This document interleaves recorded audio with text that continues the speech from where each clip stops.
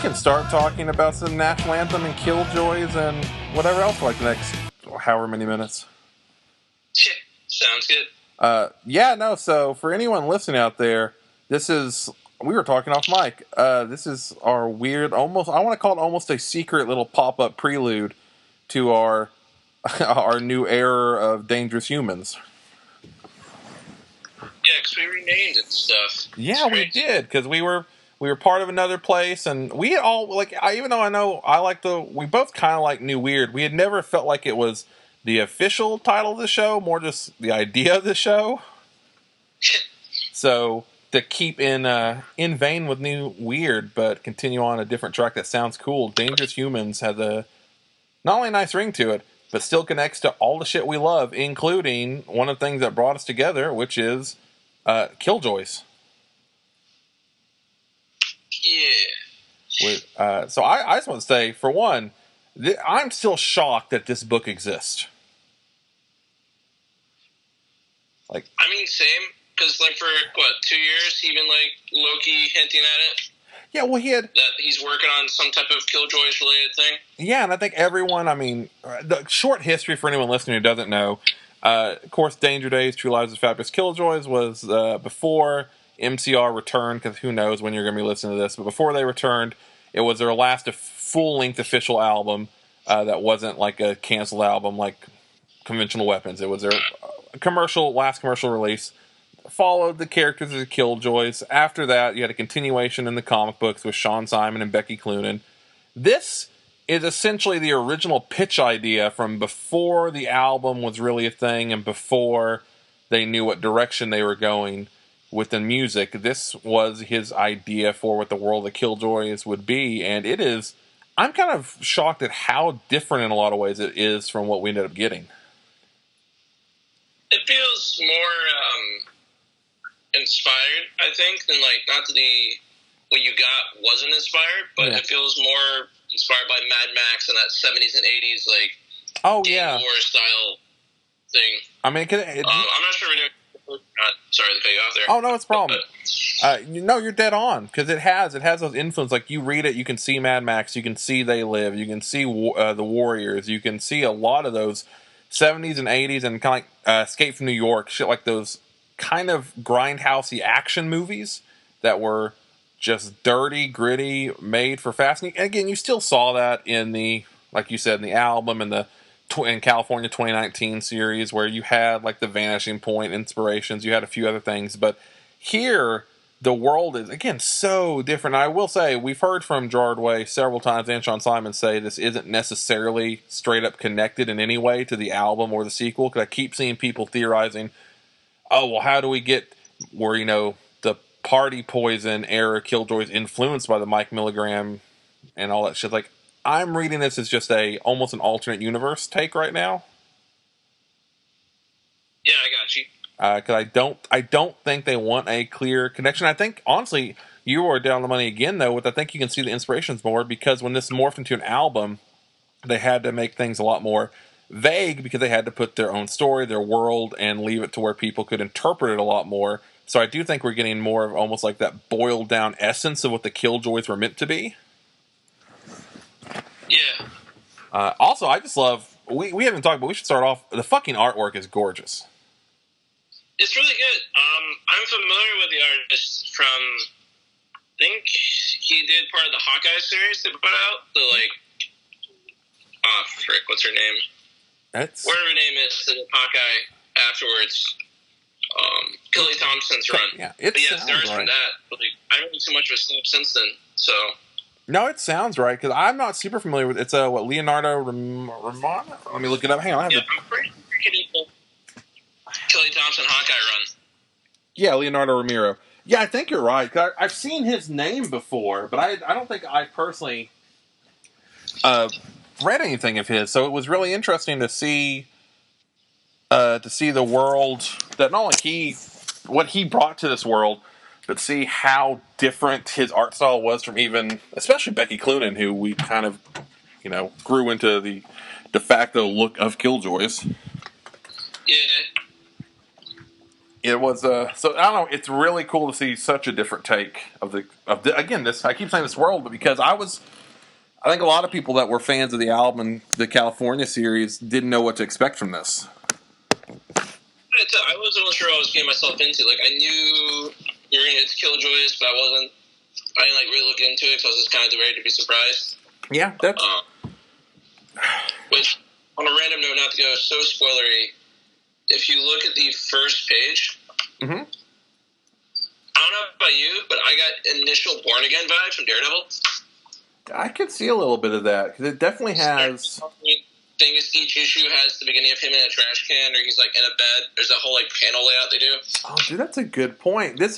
You all hit another thing right there where this book is really interesting. It's divided up into the different time eras where each one is distorted. So we know one time period is 20-something, one is 19-something, and then 20-something a little bit before the book begins where, like you said, he starts off in this gas station essentially bleeding out on the floor.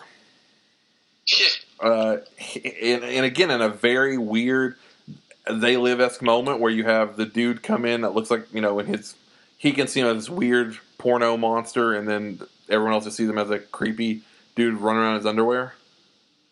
Which the porno monster totally looks like one of the mutants from Dark Knight Returns too. You're not wrong, and I do love how little details like his right arm is super times bigger than his left arm, and just weird little stuff like that. It honestly has almost the filth. It has a little bit of that in it too. Like everything feels kind of dirty. I don't know. I didn't expect that because we got to kind of not dive too much in on G because we talk about Gerard way all the time anyway.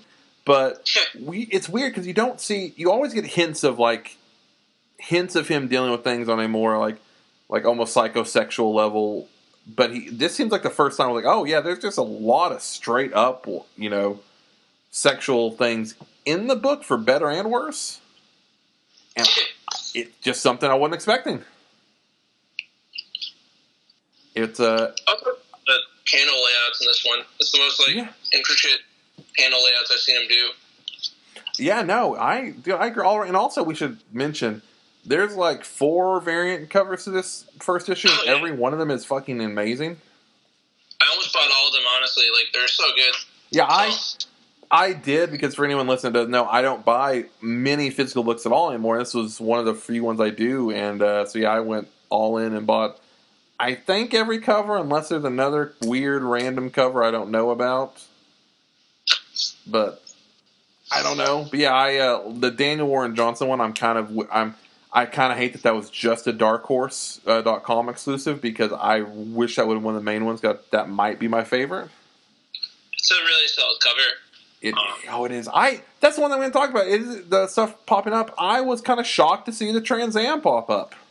Oh yeah, I forgot about that. See, I know the album, but I forget sometimes details of the other stuff involved in it. Mm-hmm. Well, it's interesting because, there's little things I know everyone's probably the main character Mike definitely does look a little bit like Gerard. He has a very clear party poison look to him.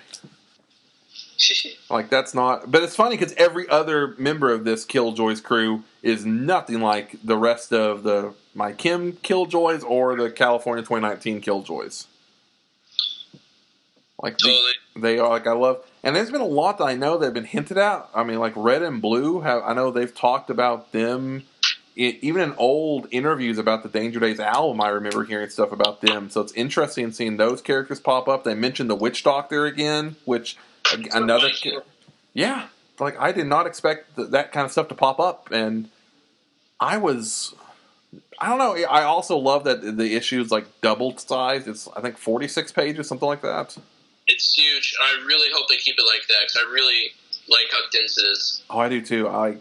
Had this book ended halfway through, I honestly would have been so bummed. I think the preview for this was just the... and at this point, anyone has not read it, there's some spoilers. Yeah. I think the preview bit that they used was Mike on the freaking couch, half awake, and that was at the preview tease, and I didn't realize that was just the middle of the book. Yeah. So. Which I thought was cool, because a lot of times it's like the first couple of pages and I don't want to look at it, so.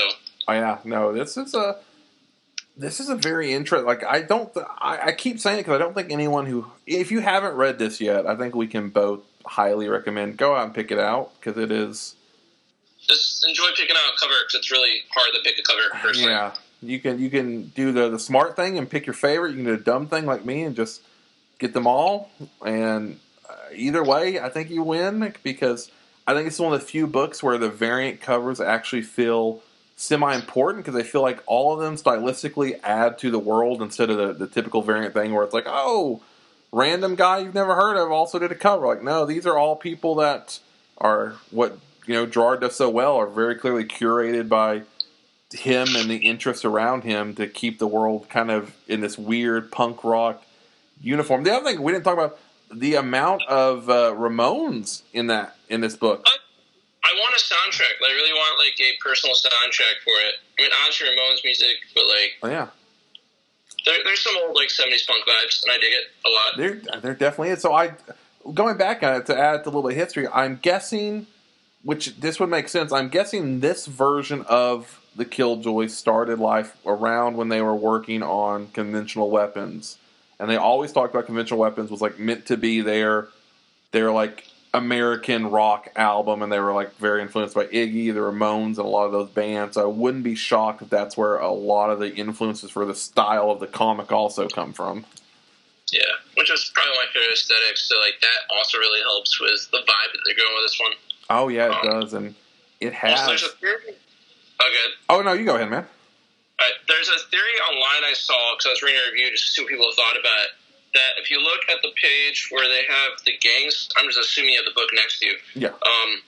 That Vacation Adventure Society, which is a fantastic name. Yeah. That the pink gorilla is a inspiration for Lola. I wouldn't be shocked, because we've now seen that Gerard has a lot of things that he doesn't necessarily plan out ahead of time, but definitely writes down and kind of sketches things out way in advance. Because again, this, from everything we've heard, this version of the characters and group predated Danger Days, and we also now, not to get into the other Mike Kim conspiracy stuff, but who knows how long, if the old conspiracies of, was the plan always to reunite last year, and were they always going to have their own solo shit, and maybe he had an eye towards the future for that. I would not be shocked if that was something that he came up with that always stood out with him, and he just wanted to kind of have in his back pocket if he ever wanted to do anything else. Totally, dude. I can see that. It's interesting, because this does, like, I hate constantly bringing Mike Kim into this, but I also think it's fascinating, because this is a weird time capsule thing for people like you and me. This is kind of the equivalent almost of like Ben Affleck coming back as Batman in a new DC movie, because it's something that is honestly even crazier to me. Like, we never see this. You always hear about, oh, originally this comic or this story was going to be like this, but you never see it. This is fascinating to me to be able to see, oh, this, you've already seen the music videos, you've heard of the album, you've seen the comic book. Well, this is what all this was originally going to be.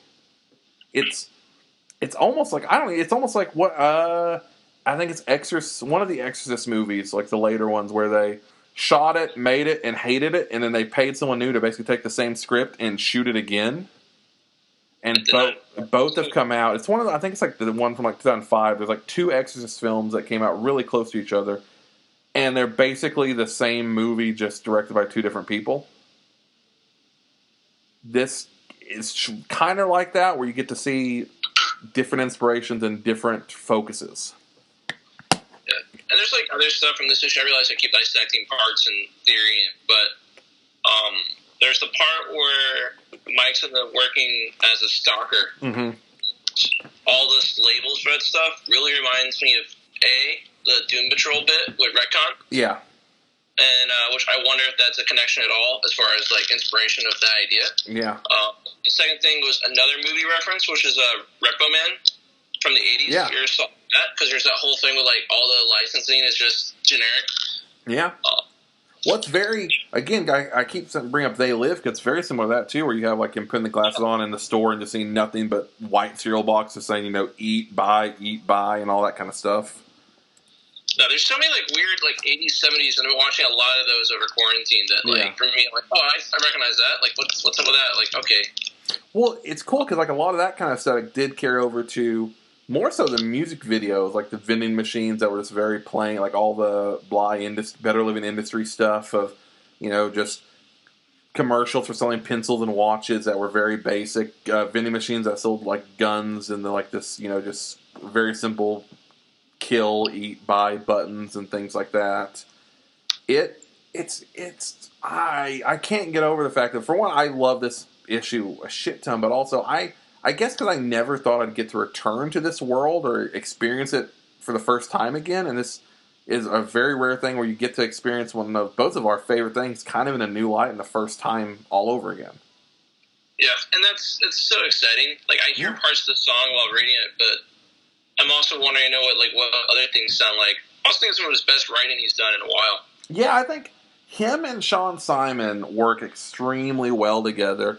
And I really believe that they kind of have this weird brain trust now where they kind of seem to fill in each other's gaps. Where I can't tell what one wrote and the other wrote or what was the idea from one to the other. And I also think having Sean Simon, who has now been, fuck, he's known Gerard for God knows how long, like since 2001 or some shit. Because if I remember, I think he was friends with Frank first and then... I think that sounds right. And then met the gang or something. Yeah, because I know he did keyboards for Princey Prep.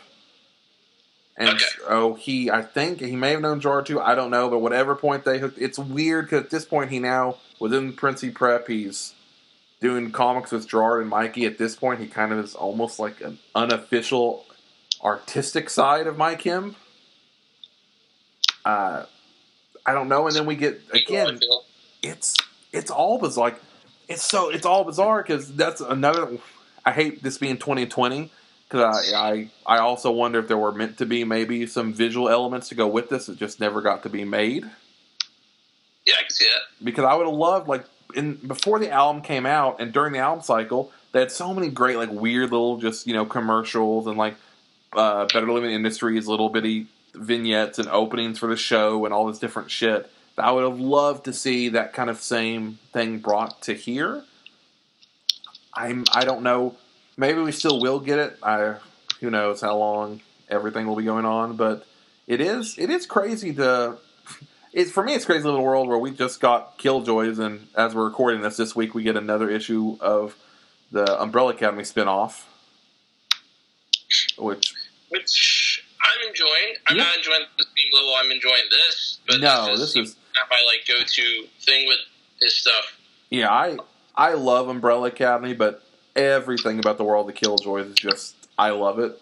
I love every little. It's such a hodgepodge of all these other things I love too, and it's so cool to see this world. I mean, I keep saying it, but for fuck's sake, please! I know Umbrella Academy is huge on Netflix. Can we please get an animated Killjoys movie or some shit? I would kill for that. Yeah, make it look like Akira or something. That'd be kind of cool. For fuck, we know between what they did with Castlevania and several other anime, we know they have people that can do it. I don't care if it's just a 40-minute one-time short. Go for it, because at this point you have so much material to choose from. What direction you go, it'd be really interesting to see another prop. Because I guess at this point, that's the only thing we're missing is a straight-up movie or animated series of Killjoys, because we've gotten literally every other art avenue you can go into. I mean, it's bizarre to think we have. This is one of the only worlds where we now have 2 different comic series, an album, music videos, an entire tour about, merchandise for, T-shirts for, jackets for, cosplays of, fan art of. Don't have any kind of just straight up 20-minute. I mean, I know right now Smashing Pumpkins is doing their animated series for their upcoming album. Even something like that, just give me 10 5-minute little bits of the world of Killjoys. I hope we see more of all the different teams of Killjoys. You mentioned them earlier, but there's so many cool little side teams in this book. Yeah, I really like a lot of them.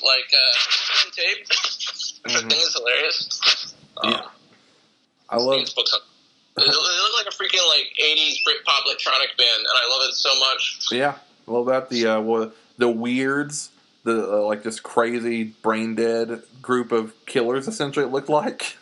Oh yeah. Yeah, there were so many. You had the dancing group. You had the nerds. Yeah, like I would, like I look. I want the artistic integrity to stay paramount, but also at the same time, I would love just some weird one-off shit. I'm hoping, my biggest hope in this is we get some kind of reference to the Mad Gear and Missile Kid EP that came with. Oh yeah, like that. For whatever, I love the name Mad Gear and Missile Kid. I adore that name and the idea of like, oh, they're like a band in that universe. I would, even just a small little thing in this, I would love. I'm also, I wouldn't be super mad if we got some more Grant Morrison to some degree in the actual book. I was going to bring that up. I mean, can't have everything, but he did appear in the other comic and the music videos, so give him a little cameo. Or let him write like a page or two.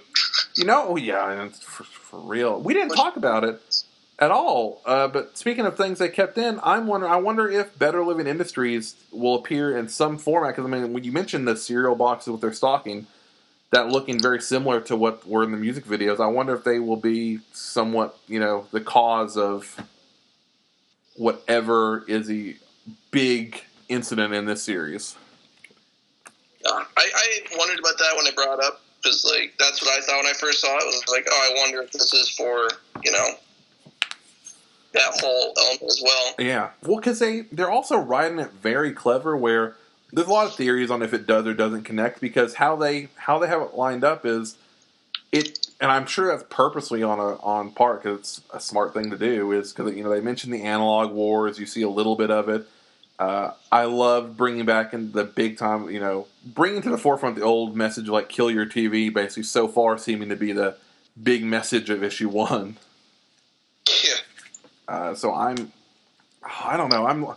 I feel like I know we're probably going in circles, but at the same time, this is a world of.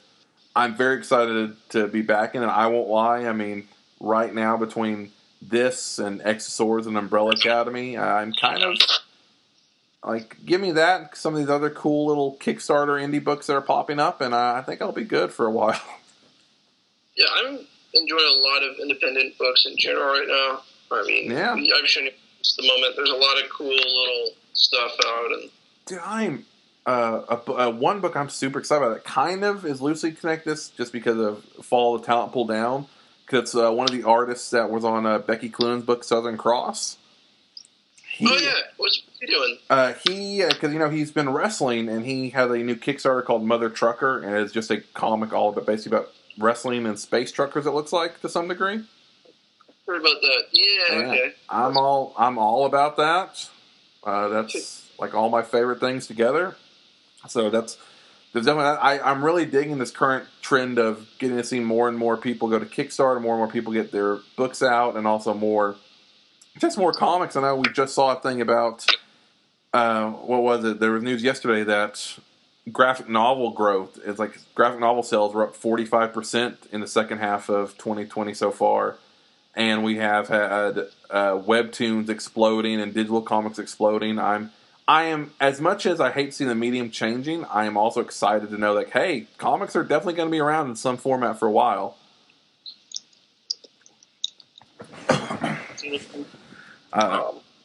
That's why I'm also kind of intrigued knowing how important Gerard was to Young Animal and the Brain Trust. I'm kind of curious to see if stuff like this Killjoys could almost become a new extension of that to some degree, because seeing all the names brought in for the variant covers and all the little ancillary art and shit, I would love to see even just backups of different, have like little 10-page backups of each different group by a different, we mentioned earlier, have the different variant cover artists do 10 pages or something.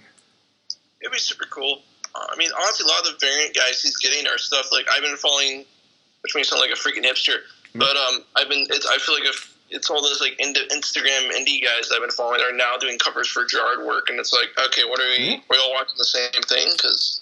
Yeah, I mean, he's doing an interesting thing for people like us. I mean, like I said, he's bringing in, out of the 4 covers, you have, one done by the main artist. You got Becky Clune and Daniel Warren Johnson, and then you have, like you mentioned, people that are, have been on the indie scene either for a while or just now breaking up. They keep on showing off covers, and every cover that so far for the next few issues looks insane and incredible. There's one for number 2 I really like. It's like a Oriental cover or something like that. It's really. They have, it's making it really hard for me to save money and not go get some Killjoys tattoos. Because I mean, I could go for another tattoo. I've debated some Danger Days tattoo. So yeah, there's been 2 or 3 Danger Days tattoos I've debated for years, and this is the one like this may finally push me over the edge on it because, fuck, I can't. We're to a point now like. Hopefully, before too long, we'll have heard songs from Danger Days live on top of all the shit. But everything that keeps coming out, it makes me more and more go like, yeah, no, this might be, I don't even want to say comics, more like my favorite science fiction world almost at this point. Oh, totally. I got you. Yeah. I'm not gonna lie. We talked off mic about like pops and how crazy people go on about all that. The Danger Days Gerard pop, I fell in love with not just because it's Gerard Way, but also like I was almost more like, it's a Danger Days Party Poison toy. I won't lie. If anyone out there listening, if you can make just, I don't even care if like the retro little bitty 80s like Star Wars looking figures that I think I can't remember who makes them, but all like you have all the Misfits toys, I would kill for little Killjoys ones. Yeah. Oh, Retro 7? I think that's who makes them? I think so. That sounds right. Which company are you talking about? For what thing? What? I would like. What are you talking about? I was saying I was saying after that Killjoys pop, I would love to have more of that kind of just like retro figures and cool looking shit from that world. Or do those like in action figures for the Killjoys? Yeah, no, I would. Dude, I would love them all. Fucking, I don't do the Marvel Todd McFarlane build a figure thing of you get all of them put together and make Destroy Ya. I don't give a shit. I just love. I miss that. That's the one thing back in. I didn't take advantage of enough when I was in high school. Where I'm like, late high school where they had the Killjoys jackets and all the T-shirts and the guns and all the bandanas. So like I fought for years for the gun. I have a bandana and like those. I have a jacket and I'm like. Looking back when those jackets were like $60 or $70, like that's kind of expensive, and now those fuckers go for like $500 on eBay. It's like, well, no, should have done that. To this day, one of my weirdest mistakes I look back on was I remember my dad when the album was coming out. I was like, you better not spend all your Christmas money on that big box set edition because like $100, like that's a lot of money. And then I didn't get it, and for like until I finally got one last year, I regretted it for like almost a decade. Because I fucking, that entire world, I just love. I'm excited to see where it goes. It looks like to not spoil too much. We kind of danced around some stuff, but I'm very excited to see where issue 2 goes because it looks like we may be, for lack of a better term, getting the band back together in a lot of ways. Yeah, and I really wish it was sooner than later. Like, I know it's like November 11th, but after reading the first one, I was like, I want it now. Dude, I'm the same way. Honestly, I'd fucking blame X of Swords for this. Because now I'm so used to getting like, hey, man, I got like 3 parts a week, and now I'm like, I gotta wait a month for the next part? Are you kidding me? It's worth the wait, but fuck. I know you and Derek have mainly been talking about X of Swords and all that, but having the X of Swords Hickman book that's the event during the fall season is like the nicest thing after last year. Yeah. Like, it almost feels like that's supposed to happen now, is there just be a Hickman fall X-Men storyline. It also just feels like the X-Men are getting back to their natural state of like how they handle events. I'm so excited about that, to have my favorite worlds back, and I just don't know. I'm hoping that the one big bright spot about this book coming out once a month is, that means that not only do they have plenty of time to finish it and everything, but also hopefully that means by the time this wraps up, if people aren't dumb and the world can have a little bit of luck, hopefully things will be getting back to normal and that we won't be that far away from actually seeing My Kim live, so we can just move from one part of the fandom and addiction to the next. And maybe we'll actually meet in person. Who knows? I hope so. I hope so. If people aren't idiots and can help work together to end everything going on and are smart, we can still get some cool shit. That'd be sick. Or we'll just get Umbrella Academy Volume 4 in the course of all this. That I do wonder, and I don't think we'd ever get maybe a direct answer on this, but I wonder, a book like this, if it was always meant to come out this year, or if him having a lot more free time from, I don't know, June to February due to certain things having to be postponed, if this book got moved up quite a lot. Yeah, that's something I wonder too, because if you look at that cartoonist kayfabe interview, he pretty much hints that they're working on something else. I had a feeling it was Killjoys, but I didn't know what type of Killjoys project. Yeah. I really thought it was a sequel to the original. Comic, not, hey, here's the original script, this is George Lucas's Star Wars comic they did a couple years ago. Mm-hmm. But I don't know. It's great.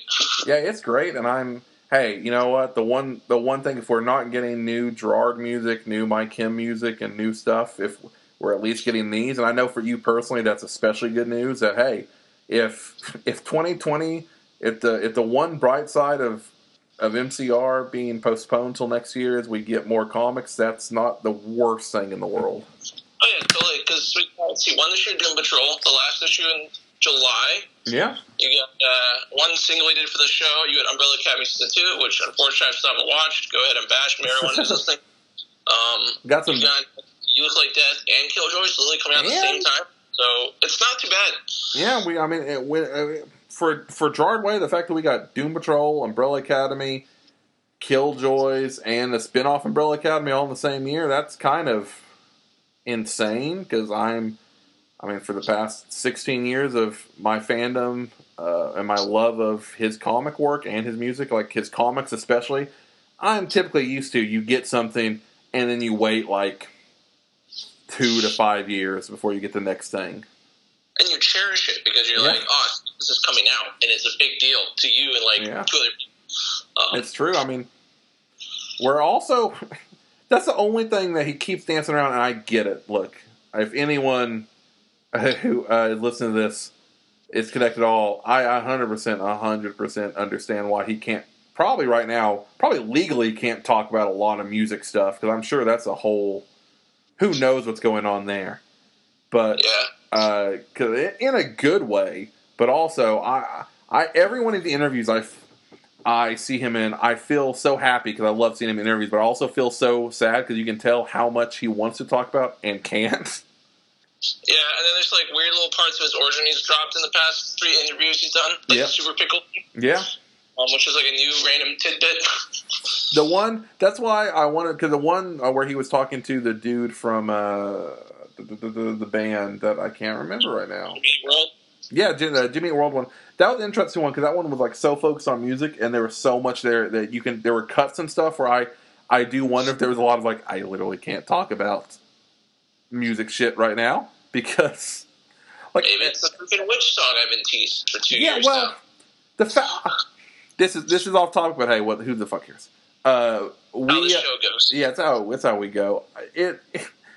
The fact that you have, you have Gerard Way and Frank Aero and Ray and Mikey all talking openly about, hey, they've been really, one of the aspects they've never got to explore is their love of death metal, doom metal, stoner rock, these big epics, and how they all want to explore that, and then all of a sudden we start hearing hints of witchy stuff, and then My Kim comes back and everything's very witchy and ritualistic. And we get these little bitty teases, and then all of a sudden everything gets postponed, and all that all of a sudden just goes dead quiet. That's the biggest bummer, because I know both me and you are well, if we're going to get new My Kim, if we're going to get a dark, fucking just dark, epic stoner rock album, I won't say no. mean, it was like that and like Power Trip type levels of heavy metal. And I was like, oh, sick, this is gonna be cool. And then not even a single single for crying out loud. So, I know we literally got like at that big their giant epic announcement of their tour. We got like 5 new notes. We got a couple of clips of like, this is a new song. This is an intro to something, and then nothing. And it's like, I get it.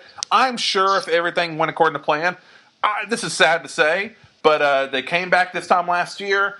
I would almost bet money we were probably originally going to get a single about now. And I don't, maybe we still will. But it's so much sadder not having, like, I know me and you both love, like, oh, what's going on and this. And we get that with Killjoys, and I'm excited to know that, hey, that's not gone away. It's just postponed. In the meantime, we're getting this awesome Killjoy stuff. But, I can't. All I'm saying is, release a deluxe edition of Heads to Alien with all the B-sides, and we'll shut up about it. I mean, seriously, this is probably my favorite thing besides freaking Danger Days anyway. Yeah, I'm just, we've got. All I'm saying is, we know for a fact. I guess we have the Electric Century album coming out, but we know for a fact that Gerard and Frank and Ray and all them, work on music a lot. We know they're working together. I'm just saying, it's kind of like a couple that are dating, and they just refuse to say it in front of people. It's like, well, we know Mike Kim's back now. We also know that there's no way that you guys are. They're not the type of band to get back just because. Oh, we just wanted to, have one reunion tour. That's not. Doesn't seem like their style, because they could have totally just gone on being solo. And it seems like every project we get to, like even this project with Killjoys, it's like, it's not the Mike Kim era, but man, we're starting to bleed into, like, at what point is this a Mike Kim thing and it's not a Mike Kim thing? Yeah. And that's why I think this is going back to being so interesting, because, like, there are certain things you're like, wow, yeah, that's so different. Then there's other things like, oh yeah, that is clearly like this. Yeah. I'm like you said, I'm stoked for issue 2. I wish issue 2 was already coming out, and even though it hasn't even been a full week, this book's been out, and that's one reason. Not to get serious, but it comes out the week after we get our election results. Or the 2 weeks after, something like that. So, maybe it's something we look forward to if we need to. If that's how things go, hate to be that guy. No, hey, in fairness, it works on a few things. Because one, we get the election. Well, that's the thing, though. We probably won't get the election results because of the current climate with the mail-in ballots. A lot of people are saying that it'll probably be like 2 or 3 weeks before we learn the results for sure. Like, oh boy! So it'll be a fun time. It'll be a much like the album. You'll get that little bit of national anthem, and then you may get just a glitchy explosion. Which I totally had in my head when I was reading that part of the book. Yeah, I'm not gonna lie. Like, that's where I don't like bringing up the Mike Kim. I try to keep them separate, but there are moments like that where, like, okay, it's literally called national anthem. You're doing a national anthem. This literally looks like what I envisioned in my head going on in the album at that moment. So, at what point is this not connected anymore? Well, to be fair, the whole 9/11 national anthem USA thing is connected to the fair band too. So, yeah, that's true. It's almost like you have to throw that in there, just the whole way that band rises out of 9/11. I do. So. Here's the sad thing. I know they've always said, like, they came out of 9/11, they came out of all this because they were a band that the people needed, and if the people ever needed them again, they'd be back. And it is sad. Like, I don't like that we have to have literally American tragedies for them to come back. But it's kind of working. So it's like, it is weird. They come back October 31st, whatever it was. I think it was that last year. And now it's like, oh, there's riots in the streets. There's fires. There's a fucking pandemic. There's like, okay, I guess let's get back in gear and hopefully get another 4 or 5 amazing albums, and they can go away again until the next tragedy. Then they can be coming back in there, get a break for a while. That way, we'll get another 5 Frank solo albums and 1 more Gerard solo album. Oh yeah. Remember when Gerard was talking about doing like a funky type thing, like a Parliament type funkadelic project, or is I'm crazy in thinking that? He could. I don't know. He's like. I've never talked shit at one point, but who knows? His Twitter was a great time. It was really weird. I know. Before social media ate itself, there were some good things about it. Okay, last really major thought. I should probably wrap this up, at least for the recording. Oh yeah. Will Fudge Lord make an appearance? Oh my god! Dude. You joke about it, but at the same time, Lotion from all ages eventually got into Doom Patrol. That's true. So like, it's not. And you know what? If Fudge Lord or Super Pickle appears eventually, I wouldn't be completely shocked. If Fudge Lord happens, I'm texting you. Like, yeah. Oh my gosh, that's great. Well, really quick, I got to wrap this up. I forgot. I got something at 4:00, and I just saw the time. We may have done this perfect. So anyway, really quick, thank you guys for listening so much.